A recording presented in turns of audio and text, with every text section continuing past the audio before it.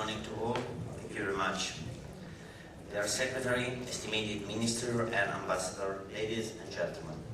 It's a great honor for me to be here today to represent the Italian government at this international summit of such great importance. I bring you greetings on behalf of Ministry Luigi Di Maio and the President of the Council, Giuseppe Conte, who have granted the patronage of the Presidents as a symbolic gesture and to demonstrate and reaffirm the respect and friendship Italy has towards your countries.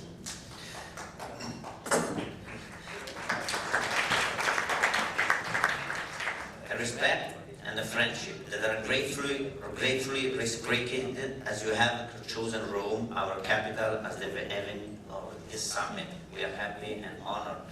I came from Milan, and I'm happy that you decided to stay in Rome, because I think the same. One day Rome was so important that it's important to remember, and it could be an opportunity for all to start from here to continue to develop in the Mediterranean area, such as the great things that we have discussed this morning, and I'm happy about this. Italy, due to its geographical position, its history, and its influential culture, has always acted as an important bridge connecting either directly or indirectly European, African, and Asian countries that surrounded and really on the Mediterranean Sea. I refer in particular to MENA, Middle East and North Africa states that have always been linked to Italy by this extraordinary sea, whose purpose is to be a place of life, a bridge of peace and pave for dialogue and development. It remained an essential meeting point between different civilizations that allow us to take full advantage of our culture, similarities, and to each our deep-rooted identities, while also acting as driving forces for economic development. As the great historian Fernand Braudel once wrote, the Mediterranean Sea is 1,000 things together. Not a landscape, but an innumerable landscape. Not a sea, but a succession of seas. Not a civilization, but a series of civilizations taken upon each other. And I would like to add, not only civilizations taken upon one another, but growing next to each other and exemplifying, as the European Union states, a union of diversity. Well aware of this richness and its complexity, Italy remains convinced that the European Union should pay greater attention to its neighbour. In regard to this, Brussels, for one, should take a note and set itself the goal of fostering greater integration between the northern and southern shores of the Mediterranean, as well as creating the condition for a shared development of all countries in this area. A closer and more dynamic relation between the north and the south of the Mediterranean will represent the indispensable opportunity to define a shared regional approach in the face of common challenges such as population growth, climate change, pollution, transportation infrastructure, urban development, planning, increasing energy demand, and scarcity of primary resources such as water. Our common interest is to defend this pluralism, today that's set by a form of extremism and intolerance that will undermine the peaceful coexisting of our civil societies through an unacceptable manipulation of religious beliefs. The open and frank dialogues on these issues is an essential element to strengthen our alliance against extremism. Furthermore, the stabilization of some areas of the Mediterranean cannot be reached until first and foremost internal crises are not solved, such as those in Libya, Syria, Yemen, and Palestine. And the solution can be reached only through the adoption of political process based on inclusiveness and ownership of the parties involved. Finding a solution to this crisis is absolutely urgently today, but if we want to lay the foundation for absolute stabilization of the region, we also need to look behind and understand what exactly the causes of the instability are, and consequently act with a long-term commitment. Keeping this perspective in mind, our cooperation offers concrete opportunities to join development a positive agenda for the region, one that focuses on the perspective of growth, particularly in regards to the young. As you told before, in the Mediterranean era is important. Development, growth, and sustainable development as a focus. As we place our hope for a future of peace and prosperity on the younger generation, it's with them that we believe we should invest our eyes in making qualitative leaps in education and training. primarily through joint programs that we can strengthen the ties between our universities. With this in mind, the idea of child protection assumes an even more important role if we consider the devastating impact of this ongoing conflict, where children unfortunately usually pay the highest price. We cannot afford to lose another generation to the same struggle.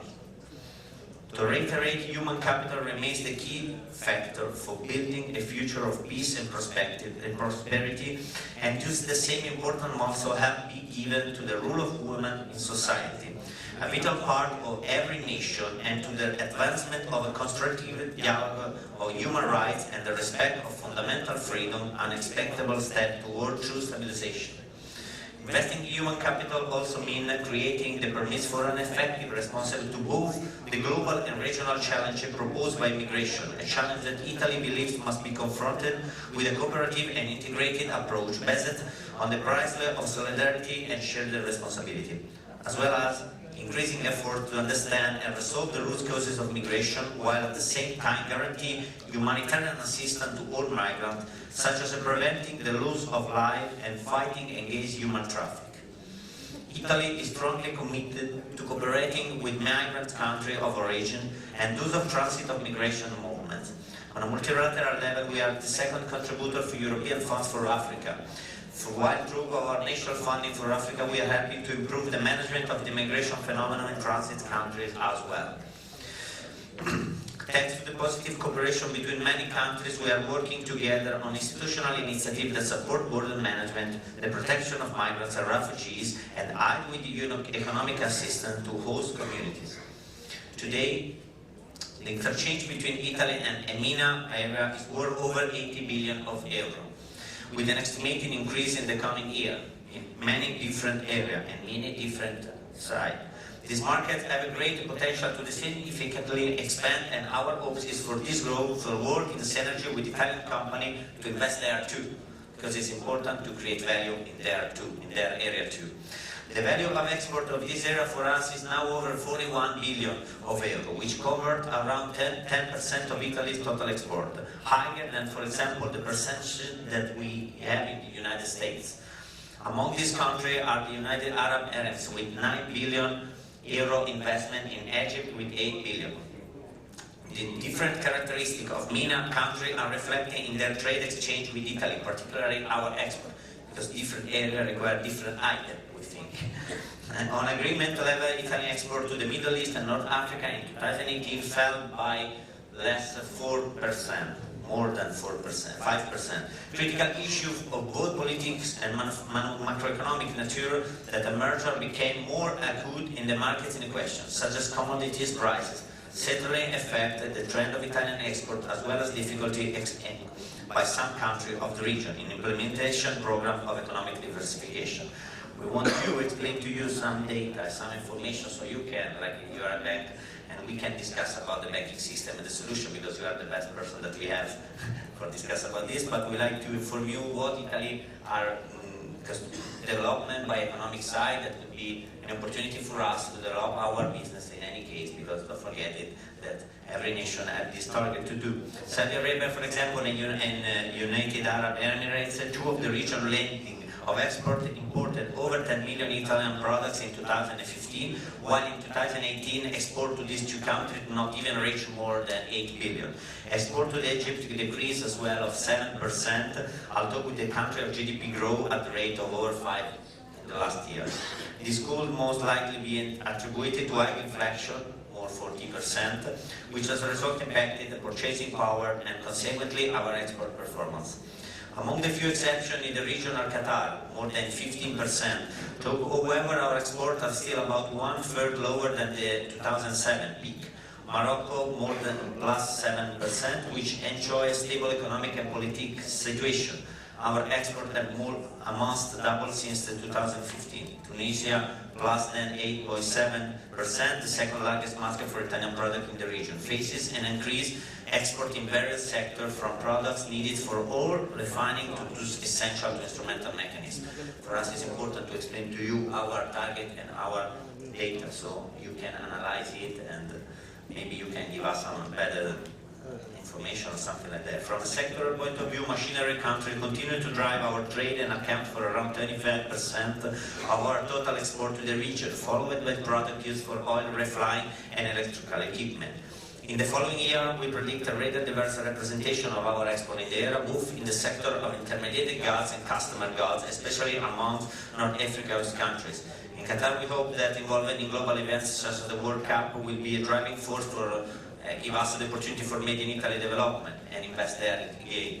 Furthermore, economic forecast anticipates a positive increase in the exportation of intermediate goods, particularly those used for infrastructure and construction, albeit an unexpected variance caused by the volatility of oil price. Thanks to higher average income levels and growing private consumption, the outlook for consumer goods is forward-looking, especially for clothing export, plus 6.2% this year.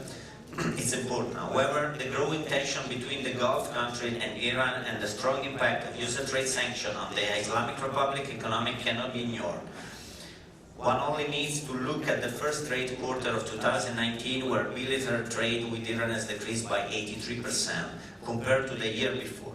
In any case, Italian export will be able to benefit from the strategy of economic diversification of the Gulf, and we hope that we can be an opportunity for them too to work together and invest there too. In the defense industry sector, the Gulf area made up about 50% more of Italian arms export between 2018 and 18, reaffirming its importance in the industry. Finally, it's in regards to the Italian strategy of commercial penetration. Our goal is that we like to go on long-term investment and prospect on a structural cooperation in strategic and high-tech sector, as someone had told before me explained, in addition to the traditional trade in high-quality product and industrial mechanics. Therefore, not only made in Italy is preferred, but made with Italy, that is better. Given the characteristic of the nation product based formed mainly by SME and the vast experience in sectors such as infrastructure, logistics, and something like that. Furthermore, some of the countries in the region have been the main top priority for international by cabinet, notably from Morocco, Saudi Arabia, United Arab Emirates, and Tunisia. In the later two, a system mission recently took place by Luigi Di Maio, our ministry, the Deputy Prime Minister and Minister of Economic Development, with a follow-up of 140 companies and an entrepreneur forum, as well as President Conte on the sideline of the Italian-Tunisian Intergovernmental Summit. Another fundamental development to support and favor trade in the region is straightness of Suez Canal, which currently exceeds the Panama Channel in the passage of ship and goods to and from the east, once again confirming the increasing significance and importance of the Mediterranean in world trade. On the occasion of the recent visit of President of the Council to Iraq, Lebanon, United Arab, Oman and Tunisia, as well as the visit of the President of the Republic to Jordan, a strong demand for greater economic cooperation and regional integration has emerged. Thus, creating opportunities in this direction must become an important objective in our country relation, as well as in the dialogue between the European Union and the Arab League. For example, energy represents one of the most solid and crucial areas of collaboration between Mediterranean countries. The main challenge of the energy sector in the coming years is to guarantee access to a growing number of people at the competitive cost and above all in a sustainable way, all the while respecting natural resources and local communities. Therefore, it's necessary to be able to capitalize on this dialogue and fully take advantage of the potential that energy collaboration can guarantee to all. And mind to maximize mutual benefits and overall growth in the old countries of the region as important yet again for the stabilization of the region too. Extraordinary opportunity for collaboration has arrived in the area of energy efficiency, use of renewable sources and the fighting against climate change. Circular economy is simple to explain, like a sustainable development that we think is important. Strategic cooperation can generate positive effects and implement as well as added value for the economic as renewable energy. Also play a central role for those who do not yet have access to clean energy. For example, we can make use of International Renewable Energy Agency, IRENA, in Abu Dhabi, the main platform for international cooperation on renewable energy, whose current general director is Italian man Francesco La Camera. Another area of collaboration with Italy who can be adequately strengthened is development of infrastructure in Mediterranean, where 20% of global maritime traffic is concentrated, which included over 450 ports and terminals. In this case, too, we have had to reaffirm the central position of our country. Sorry, but you can imagine that I work for them. And which has been historically characterized by the growing competition for access to efficient, safe and rapid connection to the Europe too, because we are the natural port of Europe. Italy hoped is to head towards a path of collaboration with concrete projects and initiatives, invest in new generation and offers our civil society a clear and tangible perspective of peace and prosperity. We firmly believe that there is ample room for the growth of this collaboration. With the same conviction, we believe that Europe should strengthen its Mediterranean influence, investing adequate resources in building a strategic partner with the Arabic League, founded on the equitable sharing of resources and responsibility, like any can try to do in many nations. Thank you very much.